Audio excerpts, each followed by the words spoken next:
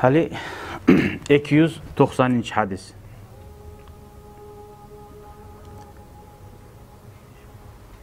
Sami'tu abi yaqul. Sami'tu Abu Hurayra radhiyallahu anhu yaqul. Davud bin Yazid ayta. Men atamni eşittim diye ayta turup. O da aytaydi, men Abu Hurayra peygamberin yuq ashabasından eşittim dep. Uzlaga Allah razı olsun. Yaqul aytaydi. Qala an-nabiy peygamber aytdi dep sallallahu aleyhi ve sellem. Tadruna ma aksara ma yudkhilun nar. Siz biliyor musunuz? Lapta ko'p adamlarni jahannamga girmaga sebep bo'lgan zat nizatdir. Qalu ular aytdi dey, edebiyeti farzama payg'ambarga, Allohu va rasuluhu a'lam. Allah da Allah'ın elçisi de yaxshi biladi. Qala payg'ambar aytdi, al ajwafani dey. Eki içindeki zat. Ay al farju vel famu degan. Farj degan, birinchi adamning avrati degan. Ko'busi ko'rasan, jahannamga girma sebep bo'lgan zatdir. Avrat nizakka sebep bo'ladi, zinaga, sayaqlikqa. Halal yo'li bilan avratni qo'llamay, haram zakka qo'llaydi. Mana shu birisi ko'p jahannamga girgan sebebini, ikkinchisi de vel famu adamning avzu degan. Shu tili bilan söyley haram zatlarni.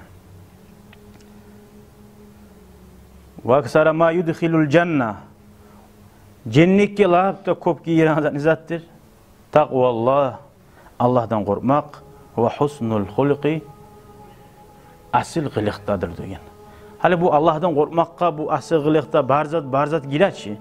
Girse de peygamber onu Allah'tan korkmakning arasından çıkarıp ayrıca aytmaklığının sebebi şunchagıda asil qiliq bek ullu ahamiyetli yeri var dinimizde.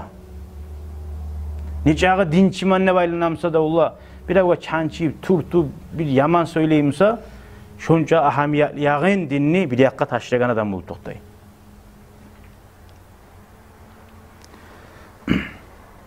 Leysel veliyyu yemşi alel ma'd.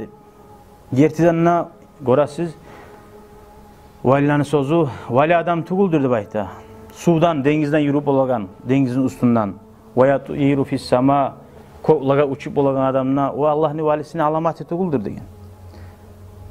Qul inna fihi şeytanan degan. O'zi shuli yaman qiliqi da var, yaman yurgan adamsa, so'g'ir Allah'ın valisi deb aytma degan. Onu shaytani bar deb aytingiz degan. Shaytani bilan ucha.